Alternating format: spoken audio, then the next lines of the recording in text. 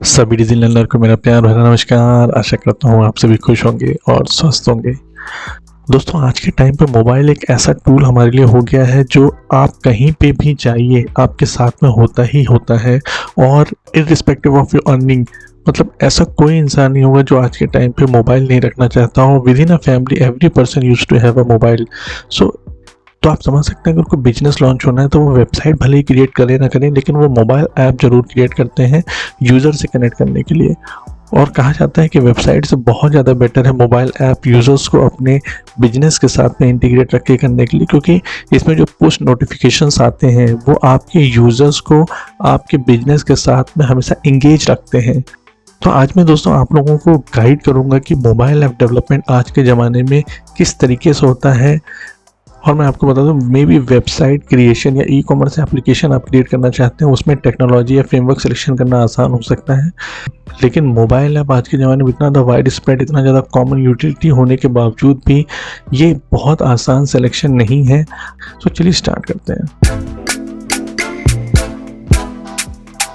तो दोस्तों, जैसे कि मैंने आपको बताया कि जैसे ई कॉमर्स या वेब एप्लीकेशन क्रिएट करना भी या उसका आर्किटेक्चर डिज़ाइन करना, इसके फ्रेमवर्क या लैंग्वेजेस सिलेक्शन करना एक तरीके से आसान हो सकता है, लेकिन अगर आप मोबाइल ऐप डेवलपमेंट की बात करें तो ये आज भी बहुत ज़्यादा टफ है इनका सिलेक्शन करना कि मैं किस तरीके से अपने मोबाइल ऐप को बनाऊँगा, कैसे उसको मेनटेन करूँगा।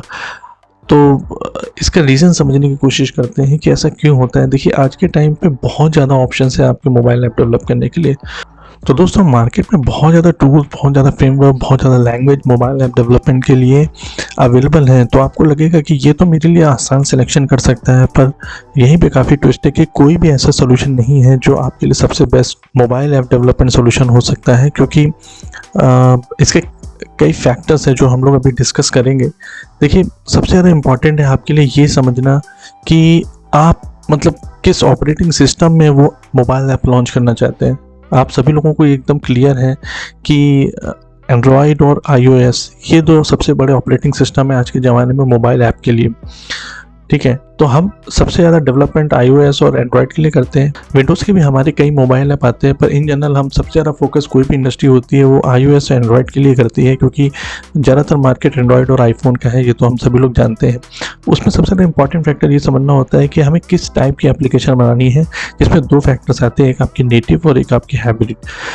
नेटिव फीचर कहने का मेरा मतलब हुआ कि देखिए, जब भी आप मोबाइल ऐप बना रहे हैं, अगर गेम से रिलेटेड बनाना है तो हो सकता है आपका फोकस हो कि मैं सिर्फ आईओएस में गेम बनाना चाहता हूँ और आईफोन्स में या आईपैड वगैरह में ही मैं खाली अपनी गेम वगैरह दूंगा।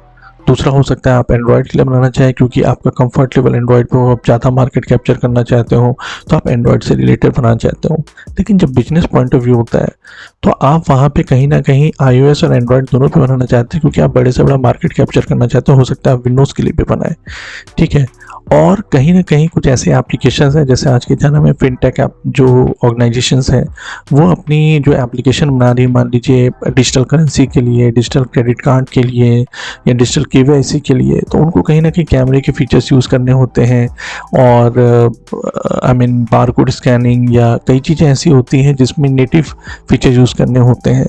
और ये हो सकता है लिमिटेड बेसिस में हाइब्रिड में भी कंट्रोल हो जाते हैं, पर कहीं ना कहीं कुछ ऐसे भी एग्जांपल्स हैं हमारे पास में जो आपके कॉन्टैक्ट्स को एक्सेस करना चाहते हो या कोई एआई बेसिस टूल यूज़ करना चाहते हो, आपको कोई रिकमेंडेशंस देना चाहते हो आपकी मोबाइल यूसेज की। ठीक है, जिसमें बहुत ज़्यादा कई जो हमारे मोबाइल के हार्डवेयर्स होते हैं उनकी यूटिलाइजेशन की बेस्ट परफॉर्मेंस अगर लेनी होती है तो वहाँ पे हम नेटिव एप्लीकेशंस की डेवलपमेंट करते हैं। ठीक है, तो अभी देखिए नेटिव को और थोड़ा डिटेल में समझते हैं। अगर आप नेटिव एप्लीकेशन बनाना चाहते हैं एंड्रॉयड में, तो आपके पास एंड्रॉयड और कॉटलिन, जिसमें एंड्रॉयड फ्रेमवर्क है और कॉटलिन लैंग्वेज है। ठीक है, तो आप एंड्रॉयड फ्रेमवर्क जब सेलेक्ट करते हैं वहाँ पे आप जावा में भी कोडिंग कर सकते हैं, कॉटलिन में भी कोडिंग कर सकते हैं। कॉटलिन लेटेस्ट लॉन्च हुई थी गूगल के थ्रू और उसमें और ज़्यादा बेटर फंक्शनलिटी है, कम से कम लाइन में आप ज़्यादा से ज़्यादा फंक्शनलिटी अचीव करने के लिए कोड लिख सकते हैं। तो आज के ज़माने में मोस्टली लोग कॉटलिन में ही प्रेफर करते हैं कोडिंग करना एंड्रॉयड ऐप्स बनाने के लिए। नेटिव ऐप में क्या होता है, परफॉर्मेंस बहुत ज़्यादा अच्छी होती है, क्योंकि जो आपका ऑपरेटिंग सिस्टम है उसके साथ में इंटीग्रेशन बहुत ज़्यादा अच्छा होता है, उसके कई फीचर्स आप यूटिलाइजेशन कर सकते हैं। तो वो परफॉर्मेंस अगर आपको चाहिए तो आप हमेशा नेटिव बेसिस एप्लीकेशन में जाइए। जैसे कि गेमिफिकेशन वगैरह की अगर आपको कोडिंग करनी है तो आप मोस्टली नेटिव फीचर्स को यूज़ करना चाहेंगे। ऐसे ही iOS में जब नेटिव कोड आपको बनाना है तो आप स्विफ्ट या ऑब्जेक्टिव सी का यूज़ कर सकते हैं, और वहाँ पे आप अपनी एप्लीकेशंस को लॉन्च कर सकते हैं। देखिए, कॉन्स इसका ये हो सकता है कि अगर आप एंड्रॉयड और iOS दोनों के लिए नेटिव एप्लीकेशंस बनाएंगे तो दोनों का सेपरेट कोड बेस होगा और दोनों की मेंटेनेंस कॉस्ट फिर हाई आ जाए, क्योंकि आपको अलग अलग डेवलपर रखने पड़ सकते हैं। और कोई भी फीचर अगर आपको एनहेंसमेंट भेजना हो तो दोनों में कोडिंग करके भेजना पड़ेगा। ठीक है, अब बात करते हैं हाइब्रिड एप्लीकेशंस की। देखिए, हाइब्रिड एप्लीकेशन एक तरीके से मैंने जैसे आपको बताया है कि जो iOS एंड्रॉयड दोनों में हो सकता है। ठीक है, अभी यहाँ पे बनाने के लिए क्या होता है कई बार कि लोग रिस्पॉन्सिव वेब एप्लीकेशन या प्रोग्रेसिव वेब एप्लीकेशन की तरफ भी जाते हैं। ठीक है, रिस्पॉन्सिव वेब एप्लीकेशन का मतलब क्या हुआ कि आपने HTML, CSS और जावास्क्रिप्ट यूज़ करके ही अपनी वेब एप्लीकेशन बनाई। ठीक है, पर उसमें आपने कुछ ऐसे टूल्स यूज़ किए, मान लीजिए जैसे बूटस्ट्रैप CSS की मैं बात करता हूँ, जो डिवाइस के बेसिस पे ऑटोमेटिकली आपकी वेबसाइट का लेआउट सेट कर देते हैं कि मोबाइल में मोबाइल की तरह दिखेगा, आईपैड में आईपैड की तरह दिखेगा, डेस्कटॉप या लैपटॉप की जो साइज होगी उसके बेसिस पर आपके वेबसाइट के डिज़ाइन को सेट कर देता है। तो आपको कभी भी ऐसा फील नहीं होता है कि मेरी वेबसाइट का कुछ पोर्शन मोबाइल में नहीं दिख रहा है या नहीं यूटिलाइजेशन हो पा रहा है। तो वो responsive web application HTML, CSS, JavaScript को ही यूज़ करके बन सकती है।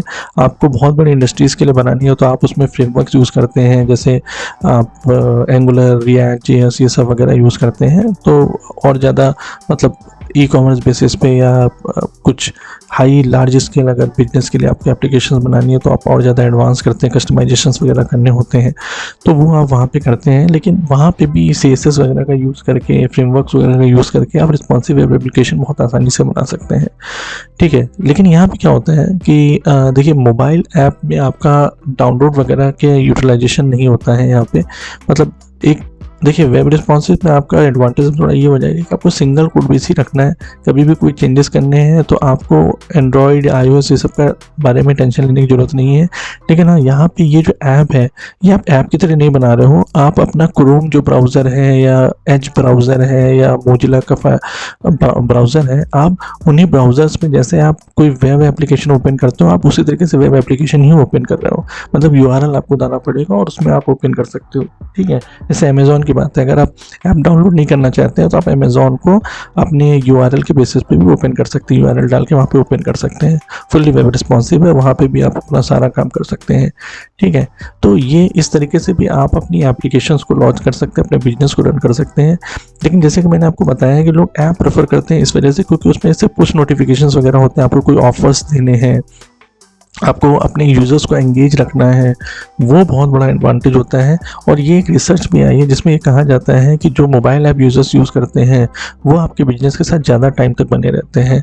ठीक है, और वेबसाइट वगैरह में लोग मोस्टली विजिट करने ही आते हैं या I mean as per there comfort कि वो लैपटॉप PC ज़्यादा यूज़ करते हैं और वहाँ पे वो आते हैं। ठीक है, अब समझते हैं प्रोग्रेसिव वेब एप्लीकेशन को। देखिए, प्रोग्रेसिव वेब एप्लीकेशन क्या है, ये भी वही है कि आप रिस्पॉन्सिव वेब एप्लीकेशन बना रहे हैं, लेकिन इसमें आप जैसे आजकल क्रोम में आपने देखा होगा कि वहाँ पे आप डेस्कटॉप पे भी ऐड करने का आइकन आता है या आईफोन में भी आप किसी भी वेब ऐप को एज एन आइकन भी स्टोर कर सकते हैं। तो प्रोग्रेसिव वेब एप्लीकेशन को जब आप एज एन आइकन स्टोर कर लेते हैं तो वहाँ से भी आप क्लिक करेंगे तो ब्राउज़र को लॉन्च करके वो डायरेक्टली आपके URL पे रिडायरेक्ट कर देगा। लेकिन अगर आपका नेट वगैरह नहीं चल रहा है या आपके इंटरनेट कनेक्टिविटी का प्रॉब्लम है तो भी उसमें कई फीचर्स ऐसे होते हैं जो ऑफलाइन अवेलेबल रहते हैं। तो ये हो गया प्रोग्रेसिव वेब ऐप, मतलब एज एन आइकन भी आप अपनी वेबसाइट को लॉन्च कर सकते हैं और कुछ फीचर्स ऐसे हैं जो ऑफलाइन भी आप देख सकते हैं। ठीक है, देखिए थर्ड ऑप्शन यहाँ पे जो आप एंड्रॉयड iOS नेटिव का देख रहे हैं, वो कई ऐसे फ्रेमवर्क्स हैं अवेलेबल इस समय मार्केट में, मतलब बहुत पहले से हैं, फोनगैप, कार्डोवा, लेकिन अभी रिसेंटली बहुत ज़्यादा अच्छे फ्लटर, रिएक्ट नेटिव, एक्सएमएलिन ये सब लॉन्च हुए हैं और चल रहे हैं, काफ़ी ज़्यादा पॉपुलर है। रिएक्ट नेटिव तो काफ़ी टाइम से पॉपुलर है, जो फेसबुक, इंस्टाग्राम ये सब आप एप्लीकेशन देखते हैं वो सब रिएक्ट नेटिव में बनी है। जो मोबाइल ऐप देखते हैं आप, ये क्या करते हैं कि ये एक सिंगल कोड बेस आपको अवेलेबल देते हैं, जहाँ से कोडिंग करके आप जनरेट कर सकते हैं एंड्रॉयड और iOS दोनों के लिए अपना पैकेज, और वो दोनों में ही ऐप स्टोर पे डाउनलोड हो सकता है। ठीक है। अच्छा, मैं एक चीज़ बताना भूल गया कि आप जैसे वेब रिस्पॉन्सिव एप्लीकेशन बनाते हैं, ठीक है, तो इसको भी आप ऐप में, मैंने जैसे बताया कि ऐप में आप डाउनलोड नहीं कर सकते, यूआरएल से ओपन करते हैं, लेकिन अगर आप सिर्फ एंड्रॉयड नेटिव या iOS नेटिव में एक ऐसा सिंपल सा ऐप बनाते हैं जहाँ पे वेब व्यू या as a browser internally launch कर सकते हैं और वहाँ से आप अपने यूआरएल पे रिडायरेक्ट कर देते हैं, तो भी आपका काम बन सकता है। तो मतलब एक वे है, मतलब लेकिन इंटरनली आप अपने ऐप से सिर्फ ब्राउज़र ही ओपन करा रहे हैं और वहाँ से इंटरेक्शन कर सकते हो। तो एक ये वे है कि आप ऐप अलग से बना सकते हो जहाँ से वेब रिस्पॉन्सिव एप्लीकेशन को भी ओपन कर सकते हो। ठीक है। लेकिन बात करते हैं नेटिव फीचर्स यूटिलाइजेशन करने में। जैसा कि आप जानते हैं कि ब्राउज़र में आप कोई भी चीज़ें लॉन्च करते हैं तो वो आपके नेटिव फीचर्स को यूटिलाइजेशन नहीं कर सकता है। चाहे वो लैपटॉप की बात हम कर लें, वहाँ पे आप फाइल सिस्टम वगैरह से एक्सेस नहीं कर सकते हैं। आप मोबाइल की बात करें, वहाँ पे भी फाइल सिस्टम वगैरह को एक्सेस नहीं कर सकते हैं। वो सारे फीचर आपके नेटिव एप्लीकेशन ही कर सकती हैं। ठीक है। तो रिएक्ट नेटिव की बात करूँ मैं, फ्लटर, आयोनिक, फोनगैप, कार्डोवा, एक्सएमएलिन, जिसकी भी मैं बात करूं, ये लोग आपको सिंगल कोड बेस के थ्रू जनरेट करने देते हैं एंड्रॉयड और iOS दोनों के लिए एप्लीकेशन।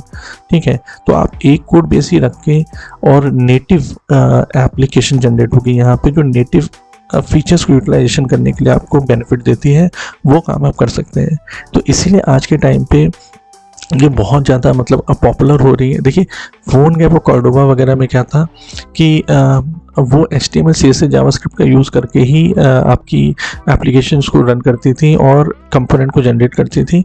लेकिन रिएक्ट नेटिव और फ्लटर ने एक लेवल एडवांस दे दिया। वहाँ पे क्या करते हैं कि आप उस फुल एक्सेस नेटिव फीचर्स के भी ले सकते हैं और हर फ्रेमवर्क के अलग अलग एडवांटेजेस हैं, जिसको मैं अभी आपको डिटेल में समझाऊंगा। क्योंकि मोबाइल ऐप डेवलपमेंट में सबसे ज़्यादा कन्फ्यूजन जो क्रिएट करता है वो क्रॉस प्लेटफॉर्म, क्योंकि आप बाय डिफ़ॉल्ट आप जाओगे इसके लिए ही, क्रॉस प्लेटफॉर्म के लिए। ठीक है। आप मोस्टली आप यही प्रेफर करोगे कि मेरा मेंटेनेंस कॉस्ट लो हो जाए और सिंगल कोड में ऐसा जनरेट कर सको जो नेटिव फीचर्स के तरीके से काम करें, तो आप बाय डिफ़ॉल्ट उसकी तरफ जाओगे और वहीं सबसे ज़्यादा कन्फ्यूजन स्टार्ट होता है, जहाँ कंपैरिजन सबसे ज़्यादा स्टार्ट होता है। जैसे यहाँ पे मैंने रिएक्ट नेटिव को कंपैरिजन किया है कार्डोवा, फोनगैप या आयोनिक से। तो रिएक्ट नेटिव देखिए क्या है कि hybrid application, cross platform application native features के साथ प्रोवाइड कर रहा है, जो आपका फ्लटर भी करता है। अभी रिएक्ट नेटिव फ्लटर के बीच में भी बात करेंगे डिटेल में कि उन दोनों में कौन सा आप सिलेक्शन ले सकते हो आज के टाइम पे। लेकिन रिएक्ट नेटिव और अभी सबसे मैंने हाइब्रिड नेटिव और हाइब्रिड वेब के बारे में बात करते हैं, क्योंकि कार्डोवा, फोनगैप या आयोनिक क्या कर रहे हैं, आपके वेब व्यू को ही लॉन्च कर रहे हैं। जैसा कि मैंने पहले भी आपको बताया था कि आप रिस्पॉन्सिव वेब एप्लीकेशन बना सकते हैं और एज अ वेब व्यू भी लॉन्च कर सकते हैं। देखिए यहाँ पे कार्डोवा, फोनगैप, आयोनिक इसलिए सबसे ज़्यादा पॉपुलर है क्योंकि बहुत से ऐसे टूल्स होते हैं, बहुत से ऐसे UI कंपोनेंट होते हैं मोबाइल के, जो आपको नेटिव फीचर की तरह दिखाई देने लग जाते हैं। हालांकि वो होते नहीं है, लेकिन आपको लुक एंड फील एकदम वैसा ही देने में ये काफ़ी ज़्यादा हेल्पफुल होते हैं, इसलिए ये ज़्यादा फ्रेमवर्क पॉपुलर है। देखिए अगर आप यहाँ पे मेन कंपैरिजन देखिए तो UI कंट्रोल्स जो है वो नेटिव फीचर्स के साथ में हाइब्रिड नेटिव, रिएक्ट नेटिव में आ जाएंगे, लेकिन वेब व्यू की तरह ही आएंगे कार्डोवा, फोनगैप या आयोनिक का यूसेज करके। ठीक है। अगर आप APIs वगैरह नेटिव फीचर्स को एक्सेस करना चाहते हैं APIs के थ्रू, तो वो भी पॉसिबल हो जाता है रिएक्ट नेटिव के थ्रू, लेकिन वो पॉसिबल नहीं हो पाएगा हाइब्रिड वेब एप्लीकेशन में। और परफॉर्मेंस की भी बात करें तो वो हमेशा हाइब्रिड नेटिव का बहुत ज़्यादा अच्छा आएगा और हाइब्रिड वेब का कम ही आएगा उसमें। तो अगर आप देखिए आपकी रिक्वायरमेंट के बेसिस पे है, अगर आप ई-कॉमर्स एप्लीकेशन बनाना चाहते हैं तो आप सारा काम कार्डोवा, फोनगैप या आयोनिक के थ्रू भी कर सकते हैं। लेकिन अगर आप आपकी ऐसी रिक्वायरमेंट है जिसमें परफॉर्मेंस बहुत ज़्यादा मैटर करता है, तो आप रिएक्ट नेटिव की तरफ ही जा सकते हैं। अब रिएक्ट नेटिव के साथ में आज के टाइम पे फ्लटर या जो एक्सएमएलिन है, ये दोनों भी बहुत ज़्यादा पॉपुलर हो रहे हैं, क्योंकि ये भी आपके नेटिव फीचर्स को मतलब बनाने में, डेवलप करने में हेल्प करते हैं। तो देखिए जो C# अगर लैंग्वेज में आप कंफर्ट हैं, .NET में आप एप्लीकेशन बनाना चाहते हैं, तो आप एक्सएमएलिन को यूज़ कर सकते हैं। और अगर आप जावास्क्रिप्ट वगैरह में या स्विफ्ट ऑब्जेक्टिव सी वगैरह में आप करना चाहते हैं तो आप React.js में भी यूज़ कर सकते हैं। अगर आपका background angular, React.js, HTML, CSS, JavaScript है तो आप आयोनिक यूज़ कर लीजिए, लेकिन आयोनिक आपका वही वेब व्यू देगा, ठीक है। और अगर आप फ्लटर का यूज़ करना चाहते हो तो आपको डार्ट लैंग्वेज सीखनी पड़ेगी। इसीलिए आज के टाइम पे सबसे ज़्यादा रिएक्ट नेटिव थोड़ा सा पॉपुलर है, क्योंकि देखिए सबसे ज़्यादा पॉपुलर जो फेसबुक एप्लीकेशन हो गया, इंस्टाग्राम, उबर, एयरबीएनबी, वो सब रिएक्ट नेटिव के थ्रू ही बनाई गई हैं।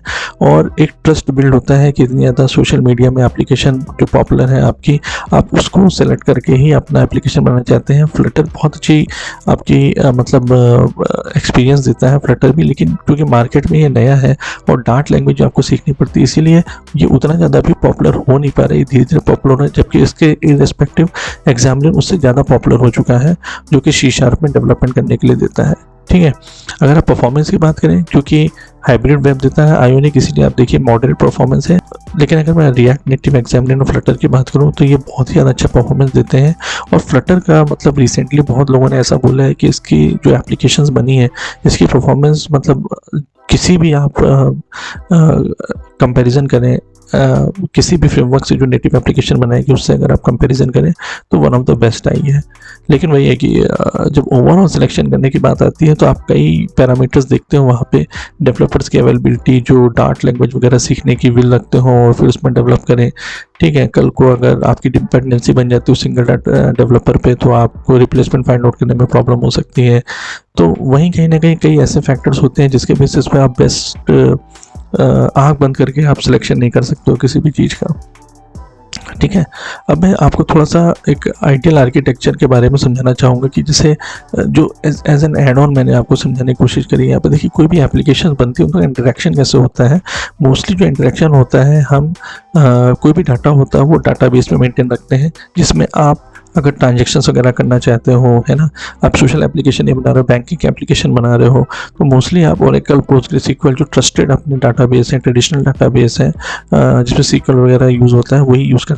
लेकिन आप सोशल साइट बना रहे हो जहाँ पे हाई बैंडविड्थ चाहिए तो वहाँ पे आप कैसेंडा, मोंगोडीबी यूज़ करते हो, नो सीक्वल डाटाबेसेस, ठीक है। इनके भी अलग अलग एडवांटेज होते हैं। ऐसा नहीं कि आप अपने आँख बंद करके आपने सोचा कि नहीं मैं ट्रांजेक्शन के लिए भी यूज़ कर सकता हूँ कैसेंडा वगैरह। देखिए एक कैप थ्योरम होती है जो आपकी कंसिस्टेंसी, अवेलेबिलिटी और पार्टीशनिंग प्रोवाइड करती है। तो अगर आप कंसिस्टेंसी हमेशा चाहते हो, जो कि आप हमेशा बैंकिंग ट्रांजैक्शन एप्लीकेशन में चाहते हो कि एक बंदे ने ट्रांजैक्शन किया तो दूसरे में इमीडिएटली दिखाई देना चाहिए, तो आप मतलब बाय डिफ़ॉल्ट आप ओरेकल, पोस्टग्रेसक्यूएल को ही प्रेफर करोगे। लेकिन कैसेंडा, मोंगोडीबी में क्या है कि जैसे आप सोशल साइट में अगर किसी बंदे ने लाइक किया, अगर वो 2 मिनट बाद भी दिखाई दे रहा है या कुछ सेकंड बाद भी दिखाई दे रहा है तो भी आपका काम चल सकता है, वो दिखाई देगा, ऐसा नहीं कि नहीं दिखाई देगा। तो वहाँ पे ये कंसिस्टेंसी भले ही लेस हो, आप कॉम्प्रोमाइज़ कर सकते हैं। तो पार्टीशनिंग अवेलेबिलिटी सबसे ज़्यादा रहती है कैसेंड्रा और मोंगोडीबी में, ठीक है। इनके थ्रू इंटरेक्शन आप कैसे करेंगे, एपीआईज वगैरह बना के करते हैं। तो एपीआई आप ऐसे कॉमन बनाएंगे जो चाहे मोबाइल से इंटरेक्शन हो चाहे लैपटॉप से इंटरेक्शन हो, दोनों से आप एपीआई के थ्रू इंटरेक्शन कर सकते हैं। एपीआई आप जावा में बना सकते हो, पाइथन में बना सकते हो, नोड.js में बना सकते हो, किसी में बना के आप होस्टिंग कर सकते हो। होस्टिंग आप डाटाबेस या ये जो आपकी कोडिंग हो रही है बैकएंड साइड की, ये सर्वर्स वगैरह जो है आप ऑन प्रीमाइस या क्लाउड पर रख सकते हो। मोस्टली आज के ज़माने में सब लोग क्लाउड पे ही रखते हैं, ठीक है। अब फ्रंट एंड की बात करें तो वहीं पे आपको सिलेक्शन लेना पड़ेगा कि आप मोबाइल के लिए ऐप डेवलपमेंट कर रहे हो या आप वेबसाइट वगैरह दे रहे हो, लेकिन दोनों का इंटरेक्शन आपका APIs के थ्रू होता है और API डाटाबेस से इंटरेक्शन करते हैं। तो इस तरीके से ही सारे काम होते हैं। रिस्पॉन्सिव ऐप या PW app application, progressive app application भी आप बनाते हो तो उनका भी इंटरेक्शन इसी तरीके से होता है। तो एक थोड़ी सी नॉलेज मैंने आपको देने की कोशिश करी है। आई होप कि ये थोड़ा सा आपके लिए हेल्पफुल होगा। Still you have any query you can comment or you can connect on WhatsApp also, you can mail me also. Thank you so much.